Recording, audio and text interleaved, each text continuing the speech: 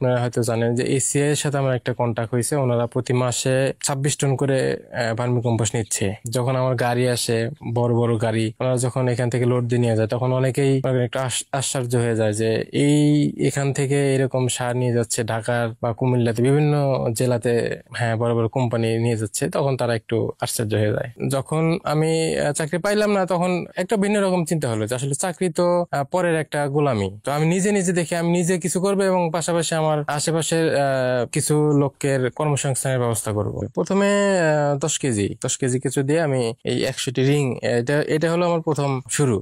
হ্যাঁ, এগুলো এখান থেকে। এবার আমি এই শেডটা করছি, তারপর ওই শেডটা করছি। আসলে এইটা গোবর, এটার মূল উপাদান তো হলো গোবর। মানে গোবরটা তো ওরকম আমার ছিল না, আর এত লার্জ স্কেলের গোবর তো আসলে কারোর থাকে না। তাই বিভিন্ন সময় বিভিন্ন ভাবে কালেক্ট করতে হয় বিভিন্ন খামার থেকে।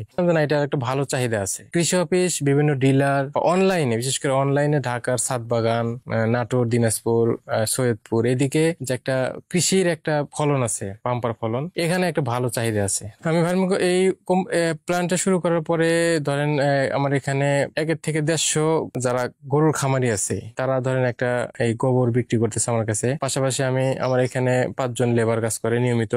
ওনাদের একটা কর্মসংস্থানের ব্যবস্থা হয়েছে। আর এই ভার্মি কম্পোস্ট আমার যে এখানে স্থানীয় ডিলাররা আছে, ওনারা তো আগে এগুলো বিক্রি করতো না, এখান থেকে ছিল না। এখন আমার এই ভালো মানের যে কম্পোস্ট সার, এটা ওনারা ভালোভাবে সাপ্লাই পেতেছে এবং কৃষকের মাধ্যমে বিক্রি করতেছে। চাকরির মধ্যে যে একটা লিমিটেশন সময় এবং লিমিটেশন টাকা, আমি এখানে আমার ইচ্ছা মতো টাকা ইনকাম করতেছি। আমি প্রতি মাসে আমার এভারেজ সেল প্রায় 2.5 থেকে 3 লক্ষ টাকা। আমার লেবার কস্ট, সমস্ত কস্ট বাদে, তাও ম্যাটেরিয়াল কস্ট যেগুলো আছে এগুলো বাদে প্রায় আমার 1 লক্ষ টাকার ইনকাম থাকে। অর্জনের মধ্যে অর্জন হলো আমি যে এই বেকারত্বের সময় যে কষ্টগুলো ছিল, এটার যে একটা প্রাপ্তি, এটা আমি পাইছি যে না, আমি একজন স্বাবলম্বী এবং আমার যা বন্ধু বান্ধব পরিচিত যারা আছে, অনেকের থেকে আমি এখন অনেক ভালো আছি।